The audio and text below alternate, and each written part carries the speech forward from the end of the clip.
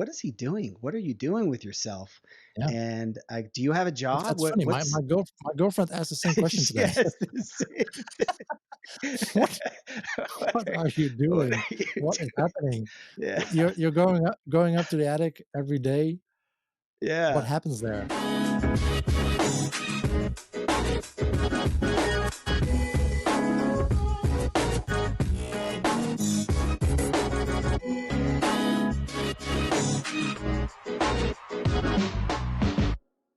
Congrats on the individual experimentation culture award for Thank you. CRO.CAFE. That was really cool. That was a month or two ago that you got that. Yeah, September. Yeah, got that for spreading some culture around conversion optimization. What Basically, what does the that job that I do. Yeah. what does that mean as far as like culture? Like does that mean like spreading that experimentation culture to other Yep. companies kind of a thing? Okay. Yeah, other companies, other CRO specialists, and helping other CRO specialists doing this within their company. Hmm. Basically, what we are experiencing is that that's often an issue that you can just, as a CRO specialist, you can just start optimizing a website, doing user testing, doing optimization in whatever way, A/B testing, surveys, whatever needs to be done. But oftentimes you run into a wall after a year or two where there's a limit to what you can do as a person or as a team if you don't get the whole company with you. And actually, I was talking to a podcast guest I think 2 weeks ago, and he actually said it's actually weird because actually doing CRO and keeping your audience close and or your users close, looking at what they do, validating, that's agile. But and most companies that do agile don't necessarily haven't implemented this in the right way, and they don't actually bring in users and actually look at that. So actually, we're trying to help companies to do a better job at agile. And So like yeah, in other words, the idea of continually optimizing conversion rates, better understanding your users is like you're like you're saying you're keeping your users close as opposed to like farther away where you're not understanding their needs, you're not as reactive to their needs, and yeah, that like continual process is basically like similar to like an agile mindset as far as like agile development methodology. yeah. Yeah. Yeah, it's very similar, and many people are not necessarily used to doing that because it basically means that if you're developing, and of course in development you might be doing it, but I also work with a lot of online marketing teams, and they don't necessarily, oh yeah, we do agile because the development team is doing agile, but we actually have no idea. And many of those people, and including developers, and I don't necessarily want to exclude them. Um, you don't necessarily want to say, I don't know. I don't know what the best solution is. Yeah. Guido, look at my website. What should we do? I don't know.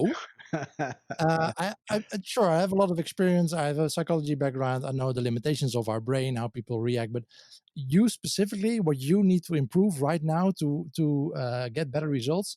I don't know. Talk with your users. I was today. I actually had a funny discussion with someone. He had all these improvement points for his website, what he wanted to be done on his website. And one of the things he asked, "Who are my users?" I'm like, you're running a business. You don't know who your users are? What? you, you tell me. You have That's a big issue you're Yeah. having. You Yeah. should know this. Right. Right. I can help you with to get some insights, and of course, it's a bit exaggerated. But if you don't know, yeah, he had an idea of who his users are, but um, to get more insight into your users, you don't only look at and that's another thing that a lot of companies do because it's so easy. Just install Google Analytics and or any other analytics tool and start collecting data and have no idea what it does or what it means, Right. and or drown yourself in that data without Right. actually looking at a user, how they are performing when they go through your website. Right. And I know from experience that is painful. It's excruciating to watch someone go through a website that you created. It's very painful, So but it's I saw this. I sorry, I'm just saying this. I saw this movie and it stuck out. It was like some cheesy Christmas movie, but it stuck out. It was like we were watching it to fall asleep kind of a thing. But like one of the people in the movie was a web designer, and I was like, or he was a UX designer. And it's like the first time I've seen a movie where one of the characters happens to be like a web designer. So then, like in the movie, her dad has this like business or something, so she makes a website for him for like Christmas, and then she shows him the website, and it's like everything goes perfect. It's like, here's this website. He looks at it, and it's like, oh, this is perfect. Thanks. Da, da, da, da. I was like yelling at the screen. I was like, it never goes like that. It's always like they can't even click the first button. You know, they're so confused. well, unless the web developer had a very decent history and did surveys, created an MVP, uh, went Right. out on the streets, Yeah. Yeah. Yeah. asked people what they actually want. It could happen. In That's theory. probably not what they showed in the movie, No, no, right? no. She just was like in the room, like working on it. It showed her on the laptop. Da, Yeah, da, da, da, da, da, no, da. And I was like, yeah. no, that's not how it goes. No, but Um, and it's really hard to imagine what the user want, right? And when people ask me to or CRO specialists, you're probably not targeting CRO specialists. It's really hard to imagine being someone else and stepping into their shoes and going through a website or any buying process that someone else might have. right. It really helps to just sit down and do that user research.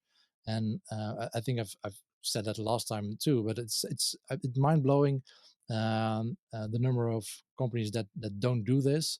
Well, it's relatively easy to do. I mean, sure, you have a lot of data in Google Analytics, and it might tell you where something is going wrong, but you have no idea why it's going wrong. That's not what it's telling. And instead of digging deeper into Google Analytics and spending weeks or months to perfect that, just sit down with a couple of users.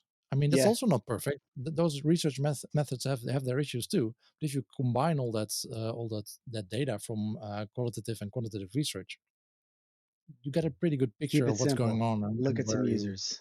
Yeah. It's yeah, it's relatively well. Of course, I'm trained to do it, but it's relatively simple to do user research compared to a lot of other things companies do to try to Mhm. optimize.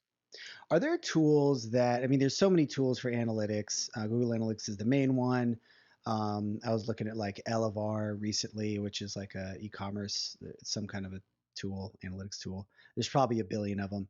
Are there any tools, whether for analytics or specifically user research, that are just great, or is it kind of like uh, they all sort of just suffer from the same problem of like data overload? Yeah. Next but question. uh, so no, but what you think you should be doing is trying to collect data from multiple. So what you're trying to do is gather evidence. You're a detective.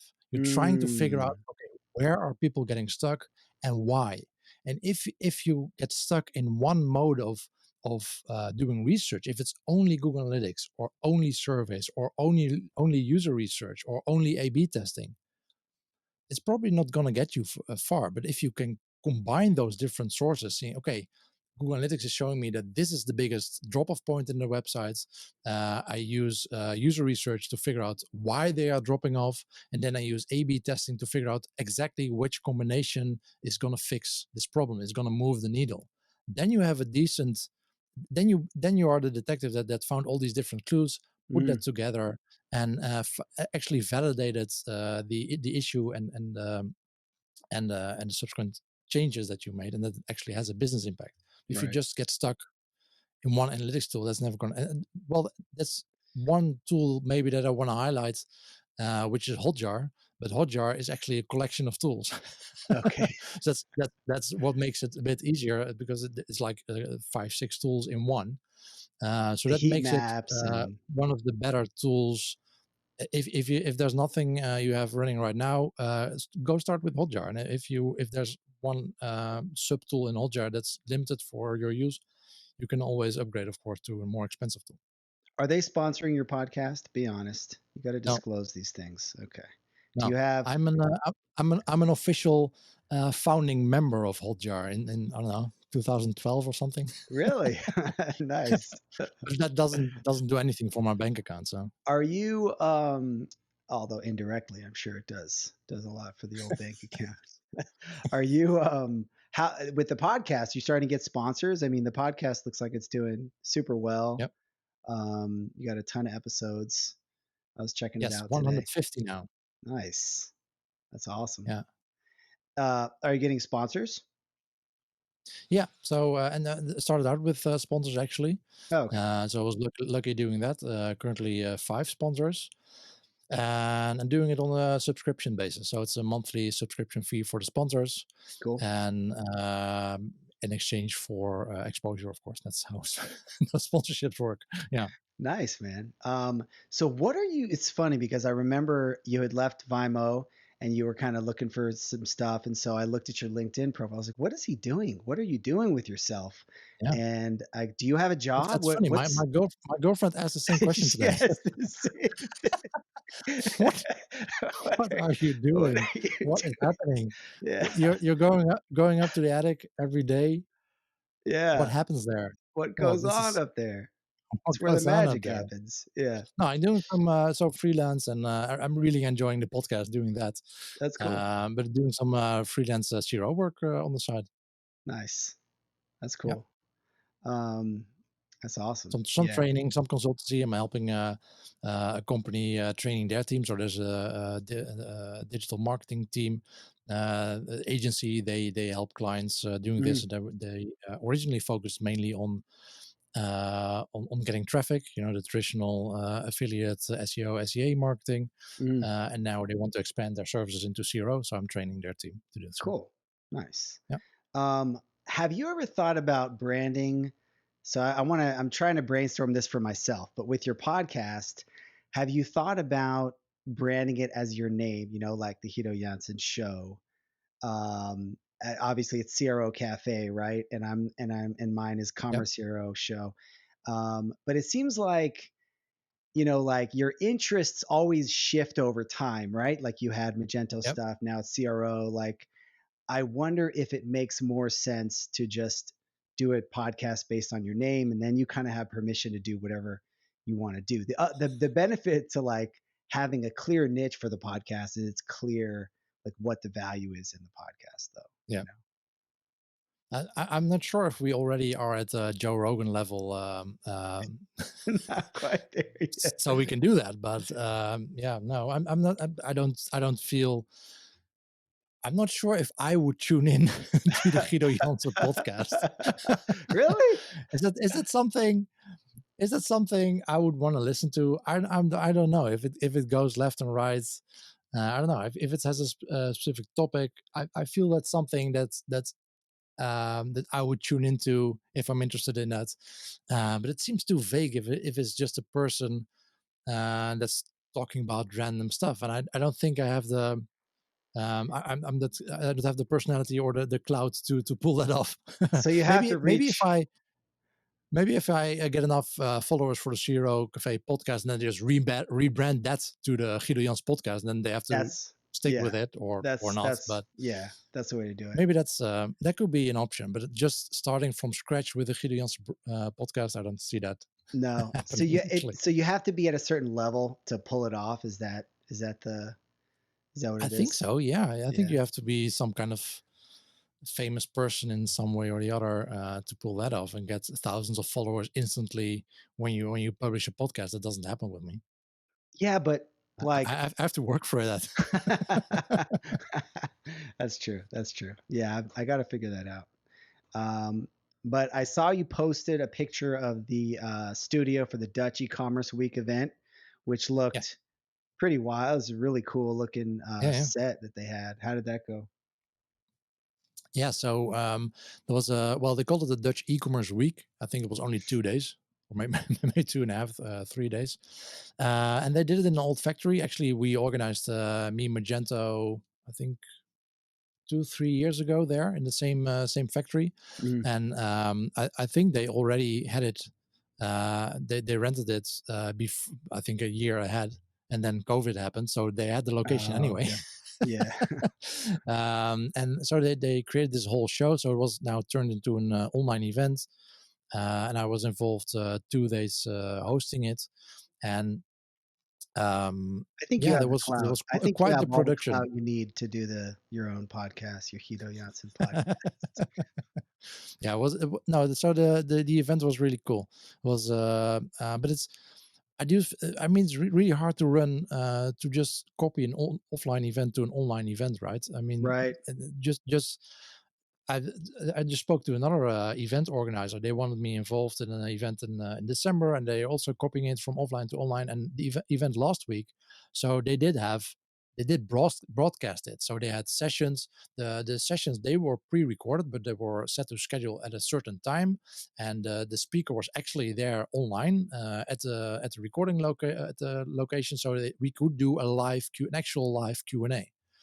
And even then, audience participation, it's really hard to get people. If you're just sitting online, you need at least 100 people in a room before there's some form of Some interaction. energy. I Yeah. Yeah, I think on the first day, we got two questions from the audience, five, six Hmm. sessions, two questions, and this is all in Zoom chat rooms, and that's not a lot. So I was talking to this organizer in December, and what they want to do, they just said, okay, we just pre-record everything, and on 9 a.m. we push everything live, and everyone can just go whatever, watch in whatever order.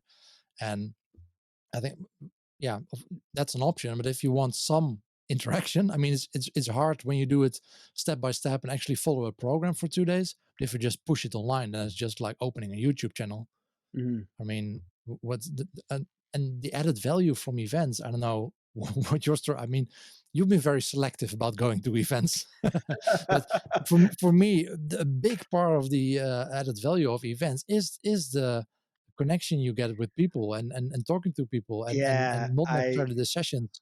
Yeah, I think about it a lot. I don't understand how it's going to happen exactly, that everybody's trying to recreate the in-person events and trying different things. Did you see the Harvard classroom setup? I saw a With all the faces. Yeah, yeah, yeah, yeah. Yeah, I thought that was a cool setup, and it reminded me of a Tony Robbins event that I saw where they had a similar thing with a really nice studio and some great camera angles of the like presenter, and then they had the wall of participant faces. And yeah, it feels like that feels like a step improvement over whatever current online conferences are. yeah. But yeah, I don't know how we're going to figure this out. I mean, I think everybody's trying to recreate that in-person feel, but Yeah. you know. Yeah, like I said, it's really hard to get interaction when you have these online events, and like you need at least one. Well, of course, it really depends on the audience. But for the event last week, if we didn't have 100 people in the room, we could forget about any decent audience interaction in the chat. Mm, And I mean, with if you went to meetup events, you could easily have a really good meetup event with just 10 people or 5 people. mm, You're just sitting together, talking about a specific subject that's interesting to you. mm, Go about it for 1 2 hours. You can leave very fulfilled and happy to know 5 10 new friends, and maybe knowing a bit more about the subject. But yeah. with online events, if you have 10 people in a room, nothing is gonna nothing is gonna happen. You won't remember the session. You won't know even who's in there. There's no new connections that you're forming. I think that's also um, going to be a big challenge with the Magento community and the Magento Association. That's what we're talking about also internally, and with the working groups. We need to figure out.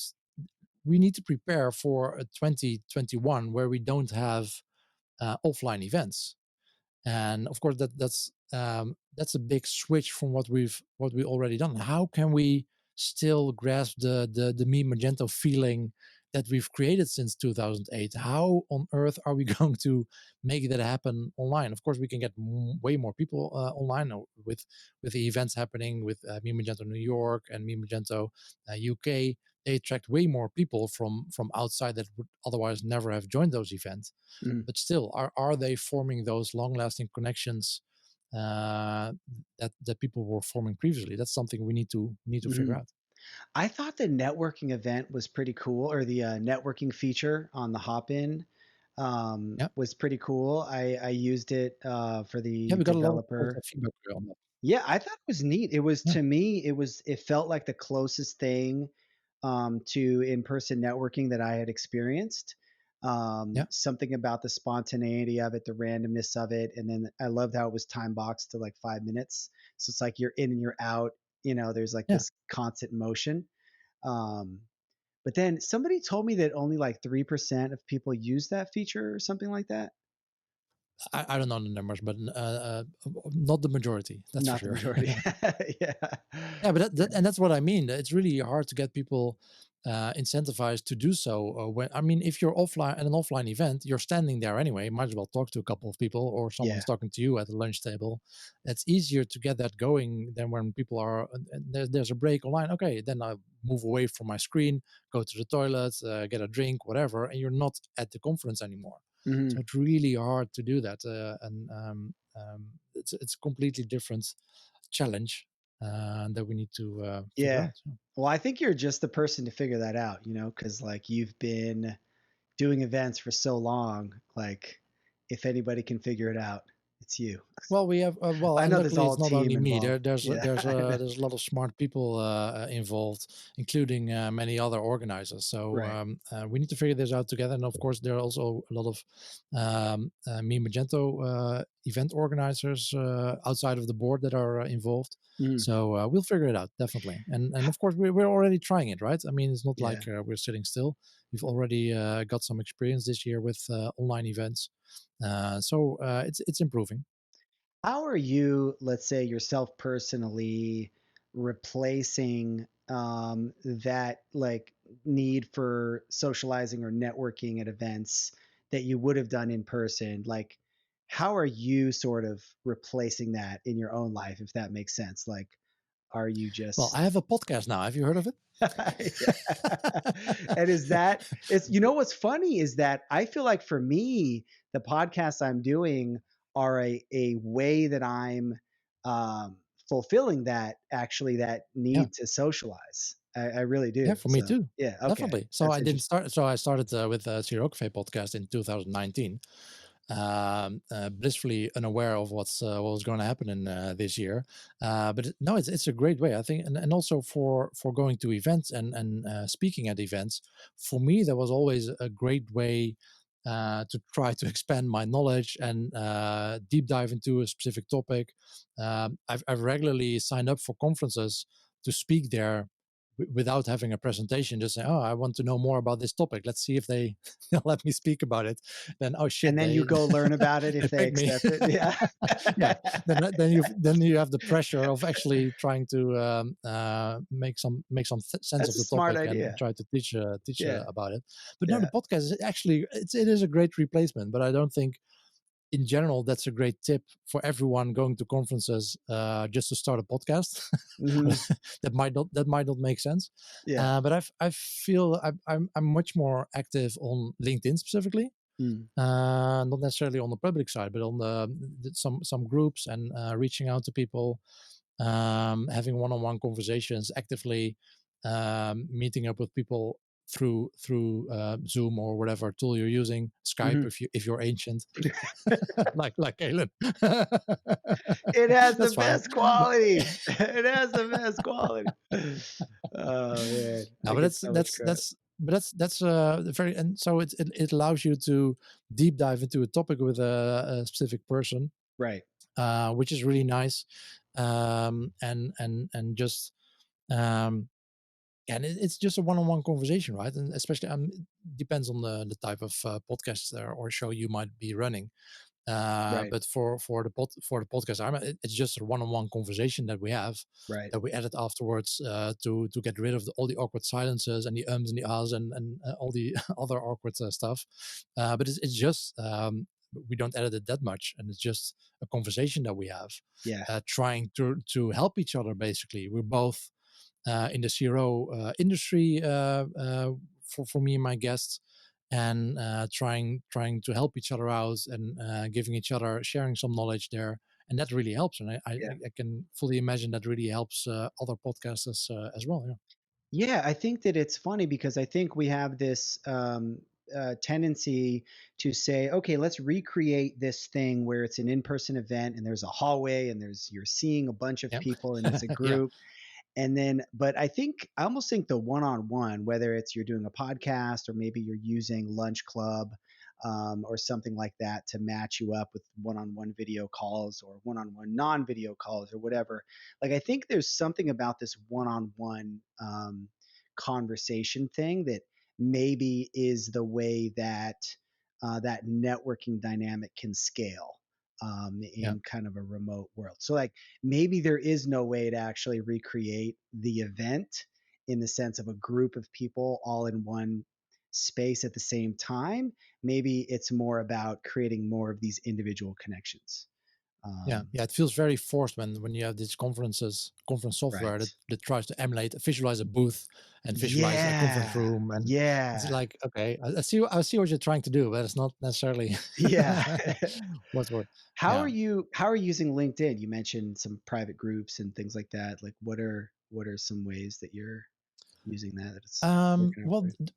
general discussions with peers, and discussing things we encounter. Just a silly example, I think 3 weeks ago, Google Analytics has had a new version released, Mhm. which everyone agrees on is very much in beta and should not have been released at all, and should not be the recommended version for new web shops. But and talking about those things and saying, hey, shit, I want to install events or implement events, but I have no ID. There's no there's no button, or I'm looking for this data. Where did my data go? It should be here. I can't find it. Yeah, And yeah. helping each other out that way, that really helps. And would definitely recommend. So, like I said, podcasting probably doesn't make sense for anyone listening just to start a podcast, just to get in to contact with people, but just go out on those platforms, whether it's LinkedIn or Facebook or Slack, whatever you're comfortable with, and just, well, start with reading, start helping people. And I think it's really fulfilling, and you don't necessarily have to be helped with. I mean, if you just start asking questions when you have a problem, that's not probably going to be the best experience. But for me, it's already very fulfilling if I just can help someone out, saying, "Oh, you need to be here or you need to be there," and I have a WhatsApp group with some Dutch CRO people. And they ask, "Oh, I saw this interesting presentation. Where can I find it?" And then send them a link, and then Mhm. that already makes me happy. Yeah. And um, yeah, And that's the way networking works right, continuously, also outside events, right? right. And when it comes to like private groups versus like public stuff, are you getting a Mhm. lot of value from like private group, LinkedIn groups or Slack or whatever, versus more public social media? Um, I think that's hard to quantify if one is larger A little bit of in both. value than the Yeah. other. Yeah. Um, I It's mean, just the interesting CRO.CAFE because podcast group is on Facebook. That's a private group, but that's by design, so it's private, but everyone can actually enter. But it's scarcity, right? So it's a private group. oh, okay. That's how those things work. Yeah. No, I think the private group thing is interesting because I think it can create an environment where people can maybe share a little more openly or whatever. Yeah. And So for the Facebook group that we have, is like 500 people, so it's not really private there. But for some of the WhatsApp groups I'm in, there's a couple of them. It's like 20 people, and then then you can ask the questions that people don't necessarily want to throw on Twitter mm, or Facebook or anywhere publicly, mm, asking about those specific things that they're, oh, I'm wondering how this works. I'm wondering how that works. They don't necessarily want other people to see that you don't know how X, Y, Z works, or your employer to see, oh, mm. they actually don't know how that tool works, or those Yeah. kind of things. I think most employers don't necessarily care. They will be happy if you're reaching out, Right. but not everyone is comfortable doing that, and that's Yeah. fine. Yeah. And and it gives you some group feel, some unity feel, as Cialdini would say, some group you belong to, and that you feel comfortable with sharing that information with.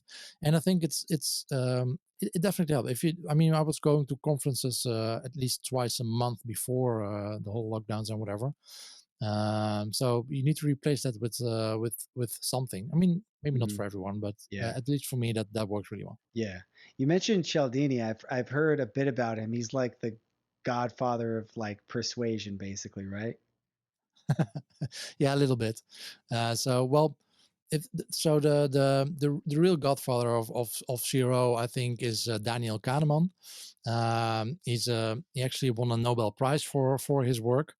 But Cialdini is definitely one of the more well known brands out there, I might say, on persuasion. He did a meta research, I think, in 1984, 85. He published this book. Hmm. He also did some research himself, of course, but he did a meta research, collecting all kinds of research studies, and tried to figure out what are the most um, persuasive persuasive principles out there that we are influenced by when buying stuff. Hmm. And so his top six is basically his first book. And then a couple of years ago, I think he needed some money, so he brought out a second book with principle number 7, which is Unity. Interesting. I saw you Yeah. did an interview with a guy, Boss something, Yeah. who wrote a book in conjunction with him or something like that recently. Yeah, so well, not in conjunction with him. They did a book presentation. So they wrote a book in Dutch, and which they released half a year ago. And last month they released the English version of this book because it was so successful. And the English version of the book, which is called Online Influence, they released that together in a webinar together with Cialdini. So Nice. and of course they were rightfully so very proud that they could get him Yeah. to join them on this webinar. Yeah. Yeah, he's kind of a big deal. So what's the unity? What is that unity principle? Unity is so it's like belonging. Right. So it's something you can evoke in people when you want to belong to a group. So unity, and especially unity, it's not necessarily about belonging to one group. It's also about putting yourself against another group. Which in the Mm. political arena these days might sound familiar, but Sounds very familiar. let's keep it civil. Let's say you have cat owners versus dog owners, or dog Okay. dog people versus cat people. My blood pressure That's is something. immediately much Yeah, lower. Thank you. exactly. But that's something you can imagine, right? You can imagine people being very active in one area and not necessarily in the other, and then you can with them in a funny way towards against each other, and in that way create some group feeling. And that's something we all do, and we all are part of groups, right? I mean, with the Magento Association, we are there for Magento users. With the podcast, I'm there for CRO specialists. So there are all these kinds of ways of groups you'll have in everyday life. You probably belong to dozens of them, and that's what the unity principle is Half about. decent developers group. I'm in a half decent podcasters group. I'm actually in a Well, I am in a shed owners group. I have a Facebook shed owners group. there you go. So you can exchange tips on which plywood to use, which nails to use. Yeah, How exactly. what so what do you do in winter when it's too cold? Exactly. Yeah, Okay, it's shit, we didn't think of that. Okay, we'll just go back into the house. Okay, dream exactly. ruined. Yeah, yeah, it did. It ruined my dream. Oh man. So what is the deal with this Google Analytics 3 and 4 if you get into some of the technical issues here with I the need a drink for that. This is the e-commerce holic podcast, right? Yeah, I thought that looked like I automatically felt like transported to the e-commerce Ollie podcast just by Yeah, I seeing need that. to improve my studio for that a bit, but now so well, I think Google developed a new version of analytics, which is much better in principle. I mean, it's no longer based on just page views. Everything is an event, which is much better, I think. But it's very much Okay. beta. It doesn't match the functionality that is in Google Analytics 3. It feels a bit, if this is the current state that they're trying to keep it in, it feels like Google Analytics 4 needs to actually sell BigQuery, because without BigQuery, Google Analytics 4 is not really usable right now. I'm not sure if that's the idea behind it, but Google What's Analytics, I mean, BigQuery? I'm not sure I know what BigQuery is. it basically you can use it or put all your Google Analytics 4 data or 3 data or whatever data you have in a big database and use BigQuery to query it. Okay, so it's just like a really flexible like query engine, I guess. Yeah, yeah, and where I mean, Google is a really important product for Google, right? I mean, it's free, but it's basically there to sell Google AdWords. That's why they originally bought Urchin, the analytics software, and that's why they kept improving it. And it's a really important tool to keep improving. I mean, like I said, it's important that you have multiple tools, but Google Analytics it's free and everyone's having it, so it's a really important tool for many CRO people out there to get analytics, to see how things are going, to evaluate data, evaluate A/B tests, see where people are getting stuck. So it's an important tool in that sense. And it was a bit weird. So 2 weeks ago, 3 weeks ago, they said it was out of beta, and now basically they recommend it for new installations. But yeah, a lot of people don't necessarily agree with that statement.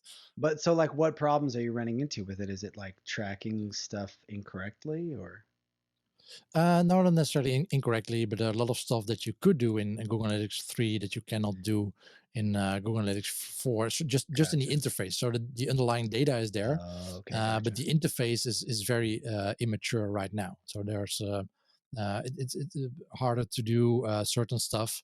It's harder.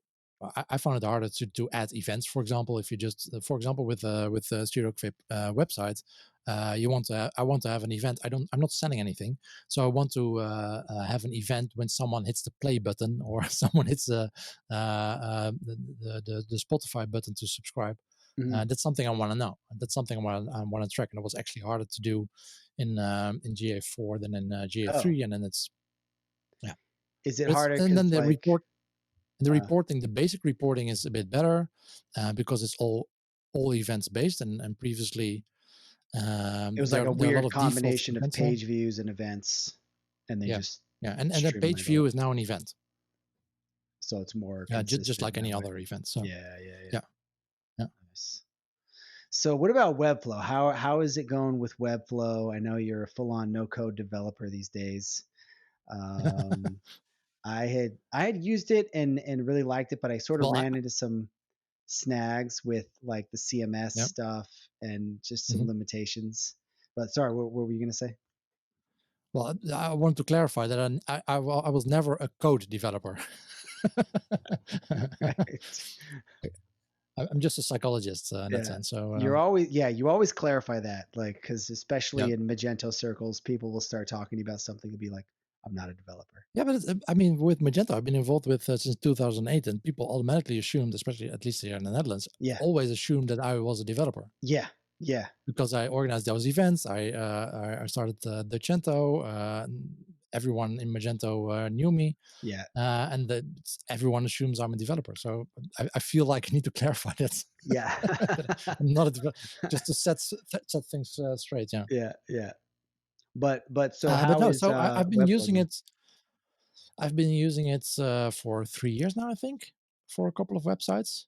Yeah, I really like it. I mean, it's a relatively easy way to quickly deploy a website which contains a CMS. I really like the CMS, so I couldn't really find other no code tools that do it in the way Webflow does, and that it creates multiple relationships between CMS items. That's what I also really like. For example, with the podcast, Mm. it's a good example where I have guests, I have books, I have events, and I of course have I podcast like episodes, and your I can interlink them. Yeah, I like your guest list because like I wanted to go and see something, look for somebody, and like Mhm. an episode list is sort of the same thing, but it's a little harder to search through. So I thought it was cool to just have a guest list, and that way, if you have guests on multiple times, yeah, that's a smart way to set it up to Yeah, and then architect it. and you have this. So the guest profile page, and on the guest profile page, I can again list the episodes Mhm. they were part of, because those things are linked to each other. I don't have to create a separate page linking them manually. No, they're linked. Yeah. All those CMS items, I can link them together.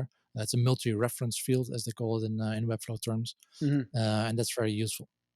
Did you end up finding you were looking for like a because I was looking at some different headless CMS options and things like that, talking Hmm. to some people about headless commerce and different Yeah. CMS things, and I know you were looking for something that would give you sort of some multi-user access Yes. to some different. Did you end up finding something to do that? Nope. No, so and that's indeed the limitation that I have with Webflow.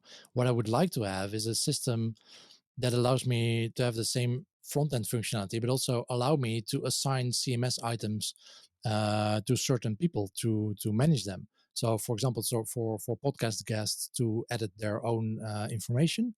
Right. That sounds a bit like overkill, but for the Magento website, I have companies that have their own profile, Mm. and they have showcases that are linked to that. And showcases are Magento websites.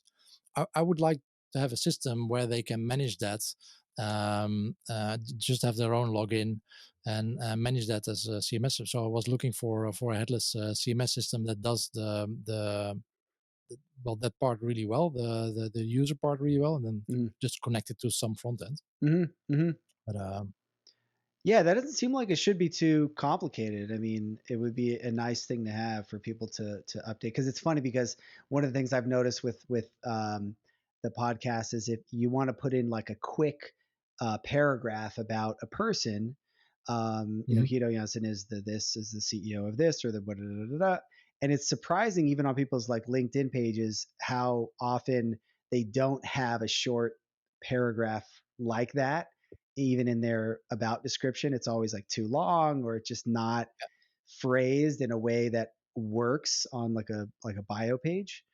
mhm. So that'd be handy. But yeah, somebody showed me this list of all the headless CMSs, and there's like 100 of Yeah, them. There's like so many of them. It's yeah. I actually I researched a lot and then there was ongoing search for a couple of years now. But Graph CMS, Cosmic JS, Dato CMS, Storyblock, Concrete 5, Photon unreal. CMS, Knack, Craft CMS, Bubble, Caspio, Soho. Yeah. So so I can tell you my ideal system. What kind of features it would have? It would be multi-language.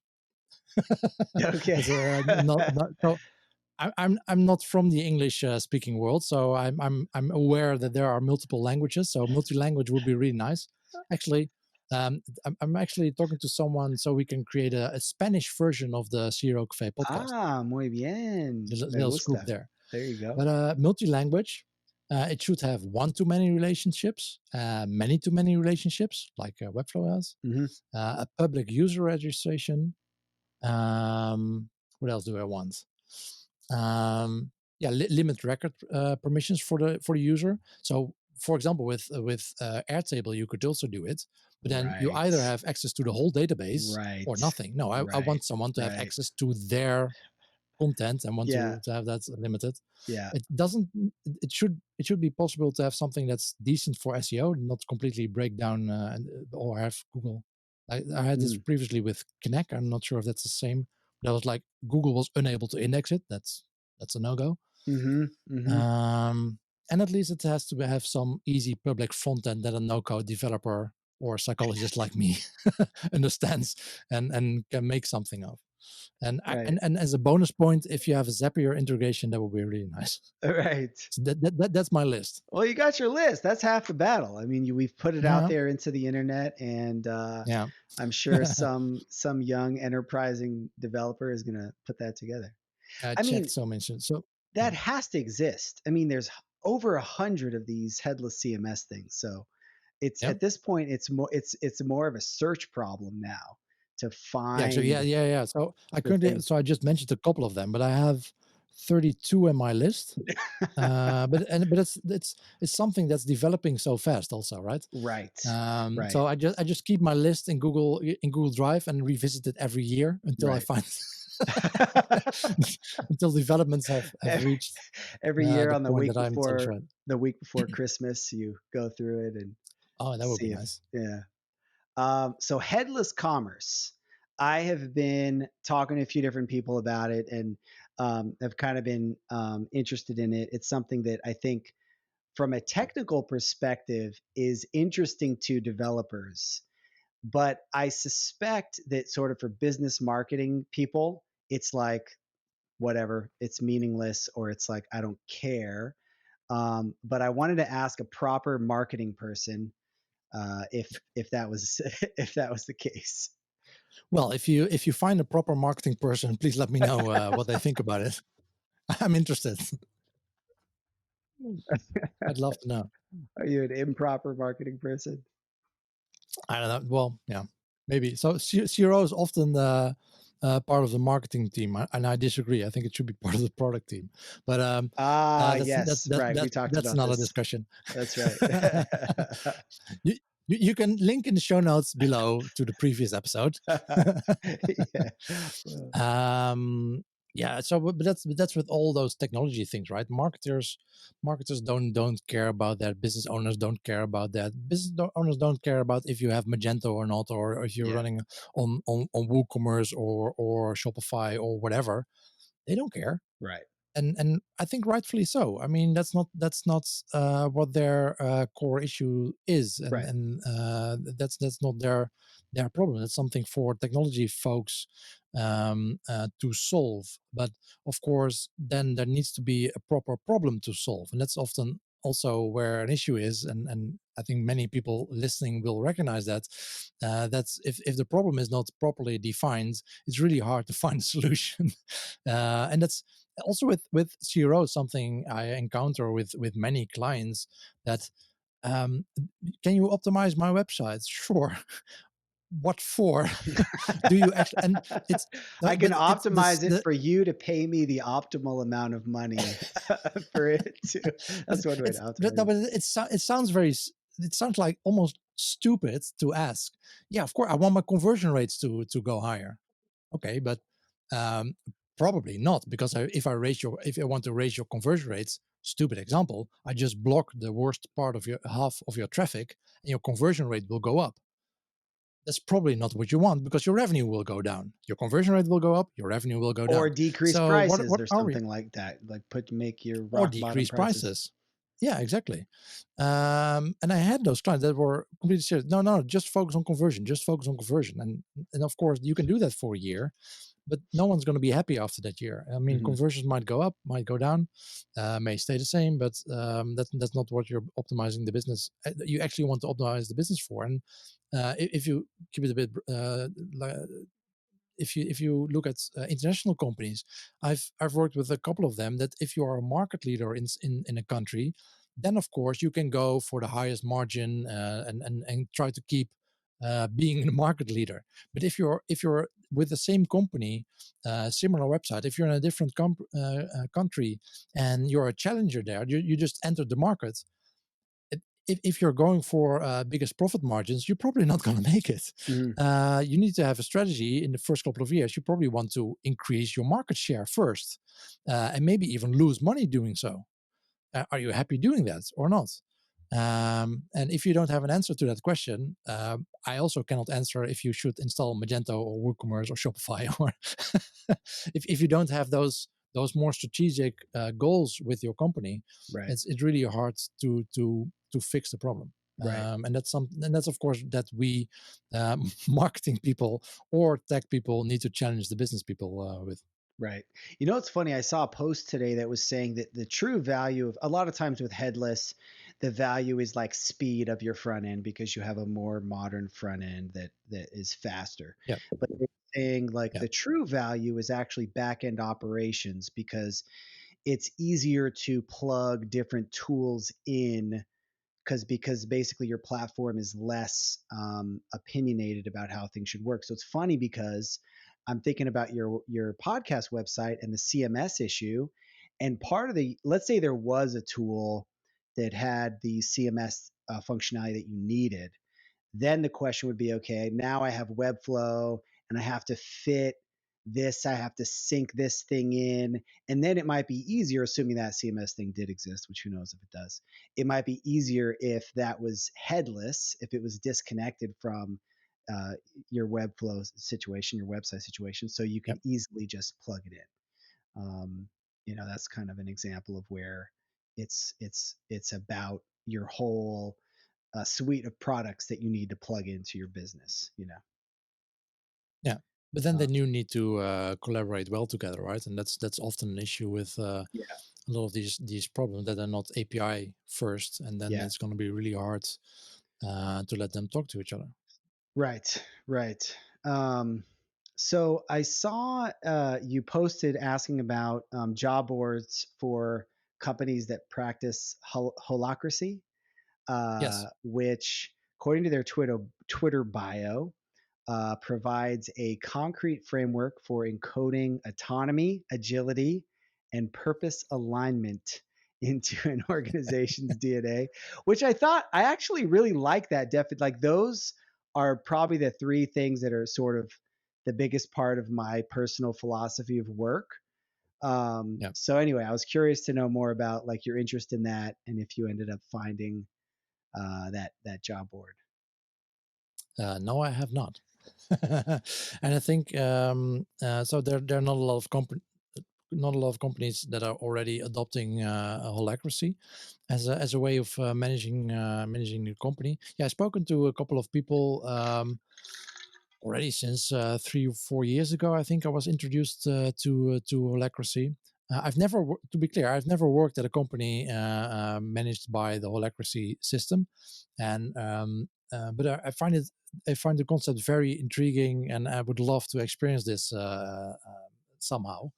And I've also interviewed someone for the on the CRO.CAFE podcast for that. Oh, cool. They work at Converted.com, which is a sponsor of the podcast. As I need long to as you, clarify as those long, things yeah, apparently. as long as you put it out there, Um, that's cool. yeah, but they work for according to this principle. So, and for those that don't know, holacracy is basically a way of managing the company. It's both very strict and very free. It's very strict in the sense that the rules are very clear. What is defined, what you can do in your role is very strictly defined. But if it's not defined, it's up to you. Basically it puts a lot of trust in the person that has this role. And so, and by the way, when I say roles, one person can have like 20 roles. Mm. So you're also not in that way So it's it a also feels liberating. multi-reference field, Yeah. your role. It's not It's a a single multi-reference field in select. Webflow. No, but it feels so liberating because when I'm at a company, I usually have multiple roles, but you usually only are looked at the person. Oh, okay, he's a CRO specialist, and that's what you're valued on. If you do anything else, if I run a podcast for you, if I do tons of blog posts for you, that's not what you're gonna It's look at. just But if like there's a role for extra. that, Yeah, yeah, yeah, yeah. yeah, and you can, if you don't like the role, you can give it back to the company and then someone needs to or you need to decide with the group what's going to happen. Are we going to hire someone for it? Someone else going to pick up that role? Are we going to get someone external for that? And and that feels liberating to me. It's easy within the company to grow, to pick something up, to drop something if you don't like it, and the freedom. It's also feels like it's meant to be for remote work, for distributed workforce. It's very well defined what your goals are, what your role is for the company. This is how you can add the maximum value within this role for the company. Fine. If your budget is 50K for marketing tools, you don't have to go to anyone asking for permission to spend that 50K. You can just go ahead and do whatever you seem fit. There's a inherent trust in that system. And of course, when someone doesn't like that, you can discuss with the group, and you can come to a different set of rules, and that's fine. You can still change those rules, of course, as a collective. But there's no one that can tell you at that moment, no, you cannot do this. The Mm, CEO of the company cannot tell you, no, you're not allowed to spend this money, because that's mhm. already in your role. You can do this. He cannot agree. He can express his disagreement, of course, but it's not going to stop you to do anything. That's cool. And the person that you interviewed, is like, was it in practice, was it as like freeing as you sort of in theory like expect it to be? Like, was the person that Yeah. you interviewed Yeah. just like, oh, it's amazing? Like, Yeah. And I think it's actually, if you implement holacracy at your company, I think that's a great way to lock people into your company, because no one ever wants to leave.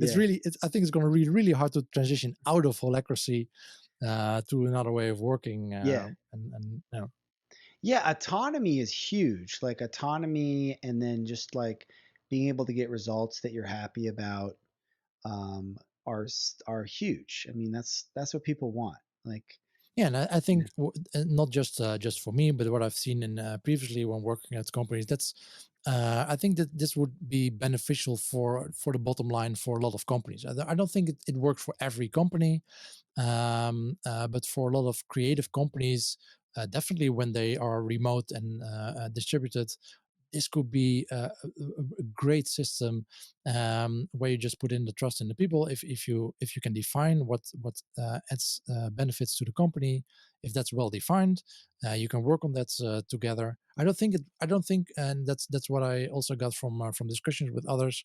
It probably doesn't work in the first year of your startup, because things move too fast. Mhm. Mhm. But if you can, after a while, you hire people, and you have a plus 10 people, I think then it starts making sense. Yeah. But I would suggest you just interview someone that actually knows what they're talking about in terms of Yeah. holacracy. But Yeah. for me, that sounds like an experience that I'd really want to have. Yeah, That sounds like a great idea for a job board, something specific to that, because I think, yeah. like you're Well, but saying, then of course that you need to have companies that actually yeah, you work got according. you got to have these companies exist. That's the Yeah, first problem. Nice, man. Well, but it maybe was, maybe it's a bit of chicken egg. yeah, yeah. I mean, Maybe, now maybe you I'm, should just create a job board, and then you'll create the economy around it. yeah, maybe that's the way to do it. Go for it, Kalen. That's how I usually do stuff. Create it and figure it out afterwards. Well, Hito, it was fun catching up. Always a good time. Where is the best place for people to find you online these days? GUI.do is my personal website, and the CRO Cafe we've been talking about is CRO.CAFE.